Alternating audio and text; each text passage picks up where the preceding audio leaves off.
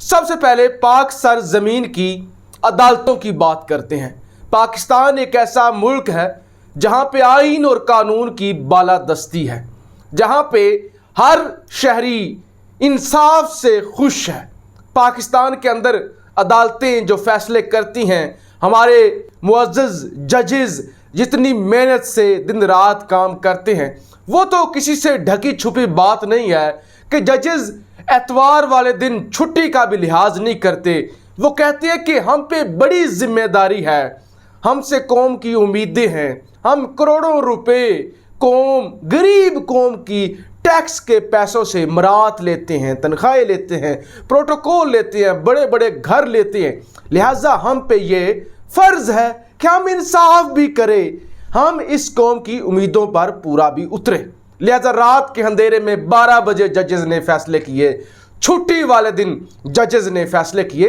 यानी पाकिस्तान के अंदर जो आइन और कानून की बालादस्ती है और सरेआम अंधाधुंध धड़ाधड़ जो पाकिस्तानियों को इंसाफ मिलता है, उससे सारे पाकिस्तानी आगाह है और दुनिया भी आगाह है कि पाकिस्तान के अंदर जिस तरह से अंधाधुंद इंसाफ की बालादस्ती होती है। अब जनाब मरियम नवाज साहिबा को चाहिए पासपोर्ट वापस। तीसरा बेंच टूट चुका है, यानी तीसरा बेंच बना है। तीसरे बेंच ने माजरत कर लिया है मरियम नवाज का केस सुनने से, जिसके अंदर ये मुतालबा किया गया है कि मरियम नवाज का पासपोर्ट वापस किया जाए। अब हमारे जजेस एक एक करके माफ़ी मांगते जा रहे हैं कि हम मरियम नवाज के आगे खड़े नहीं हो सकते। वजह क्या है? मरियम नवाज पासपोर्ट वापस मांगती हैं। मरियम नवाज मुल्ज़िम नहीं है, मुल्ज़मा नहीं है। यानी मुल्ज़िम वो होता है जिस पे इल्ज़ाम हो, मरियम नवाज साहिबा है मुजरिम, जिस पर जुर्म साबित हो चुका हो, जो सज़ा भुगत रहा हो। लिहाजा मुजरिम का कभी पासपोर्ट वापस नहीं किया जा सकता जब तक कि नवाज शरीफ जैसे हंगामी हालात ना बन जाए कि एक बंदा मरने की एक्टिंग करना शुरू कर दे। अब कोई भी जज जाहिर है ये तो लिख के नहीं दे सकता कि हम पासपोर्ट नहीं दे सकते, क्योंकि कानून के मुताबिक, आइन के मुताबिक आप नहीं दे सकते किसी मुजरिम को पासपोर्ट। लेकिन अब ये नहीं कह सकते और हाँ कर नहीं सकते। हाँ तो कर नहीं सकते कि पासपोर्ट जारी किया जाए, कानून और आइन के अंदर कोई गुंजाइश ही नहीं है। अब ये सिर्फ और सिर्फ इस बदमाशा को नो नहीं कर सकते, तो तीसरा बेंच टूट चुका है। अब आगे एक खबर मैंने आपके सामने रखनी है, ये खबर सुनकर आपका खून खोल जाएगा। कोशिश की सदर का मुकम्मल एहतराम किया जाए। दोबारा सुनिए, कोशिश की सदर को मुकम्मल एहतराम दिया जाए, लेकिन लगता है इन्हें यह बात पसंद नहीं आई। कितना सख्त जुमला है।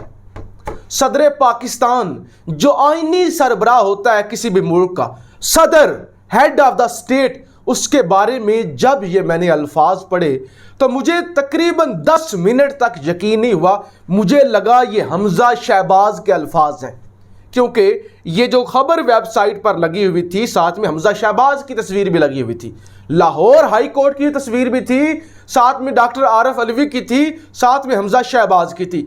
अब मुझे ये लगा कि हमजा शहबाज ने बोला होगा, जाहिर है एक सियासतदान दूसरे के बारे में इसी तरह के अल्फाज इस्तेमाल करेगा।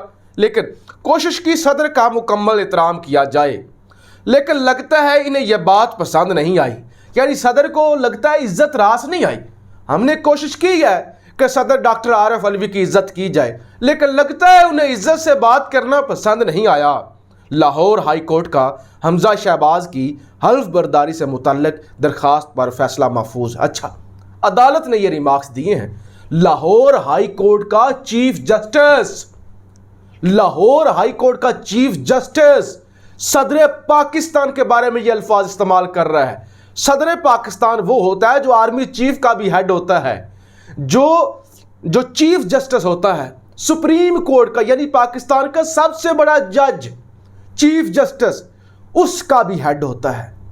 यानी जब चीफ जस्टिस भी कोई फैसला दे देना, तो उसको अगर फैसले को चैलेंज करना हो तो सदर उसको चैलेंज कर देता है। यानी अगर चीफ जस्टिस सजाए मौत भी दे देना, उस फैसले को, उस पर नजरसानी या माफी जो है वो सदर पाकिस्तान दे सकता है। صدر پاکستان کے پاس یہ آئینی اختیارات ہوتے ہیں، یعنی یہ تمام ججز سے، تمام ایگزیکٹو عہدوں سے اوپر ہوتا ہے۔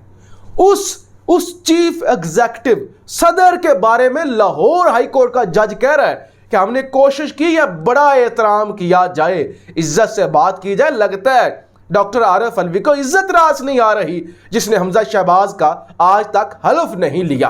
اور ڈاکٹر عارف علوی یہ کہتے ہیں کہ دیکھیں جعلی الیکشن تھا، الیکشن ٹھیک نہیں ہوا۔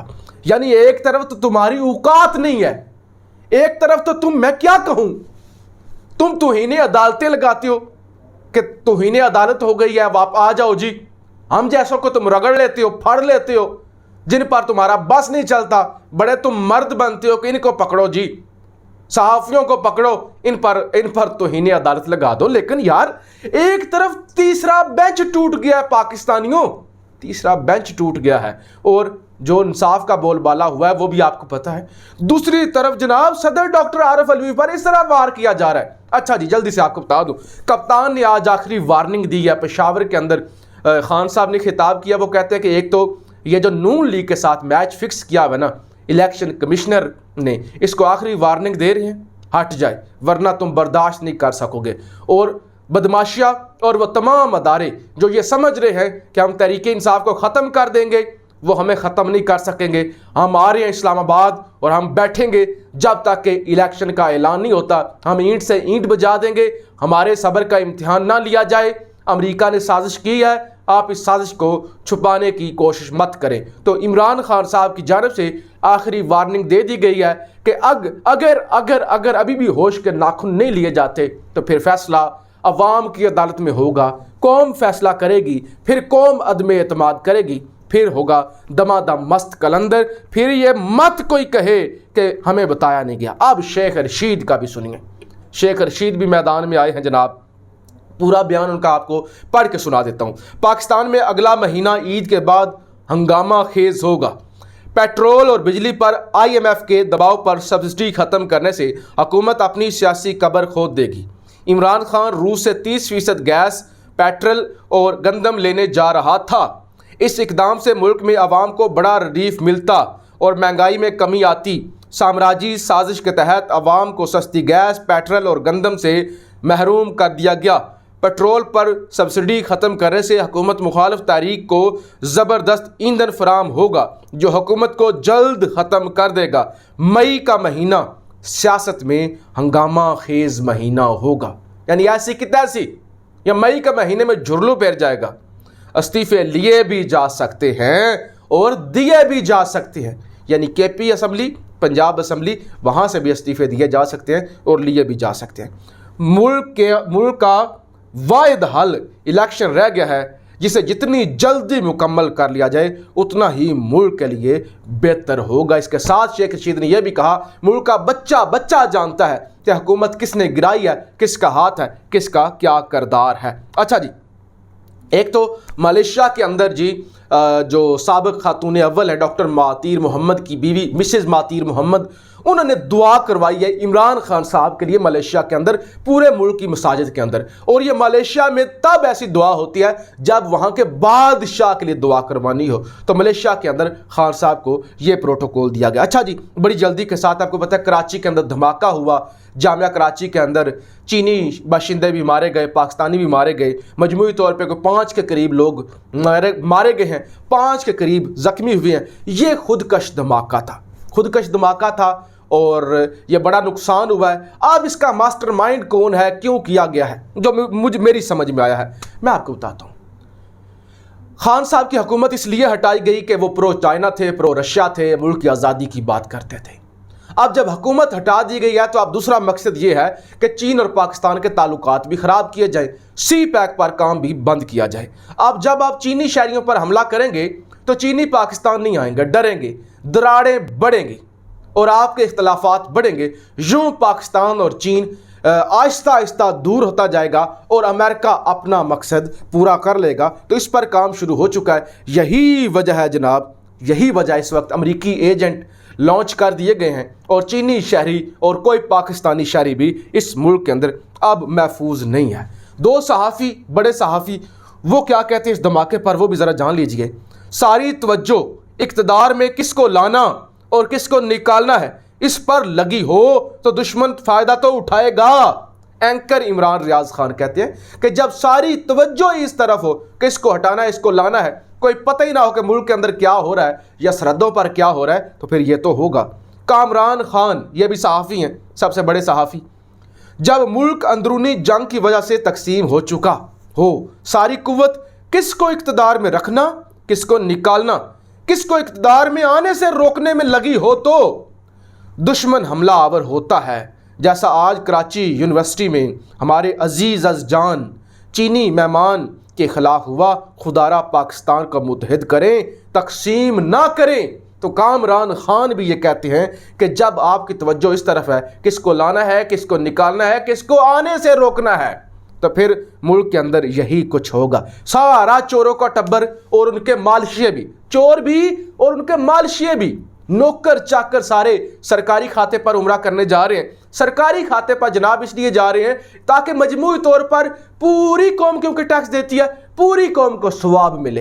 वैसे ज़ाती पैसों पर भी जा सकता था शरीफ खान, इतना अमीर तो है, इतना तो लूटा हुआ है, लेकिन पूरी कौम को सवाब मिलेगा। और यह मकबूल जान कहते हैं फ्रांसीसी सदर जिसने नबी पाक के खाके बनाए और लगाए और इजाज़त दी, उसको मुबारकबाद दी है शहबाज शरीफ ने। दूसरी तरफ नबी के रोज़े पर जा रहा है, तो नबी को कितनी तकलीफ पहुंचेगी कि मेरे रोज़े पर वो डाकू चोर गद्दार आया हुआ है जिसने फ्रांसीसी सदर को दोबारा मुंतखब होने पर मुबारकबाद दी है। लेकिन ये इस मुल्क के अंदर हमारी बदकिस्मती है। पाकिस्तान जिंदाबाद।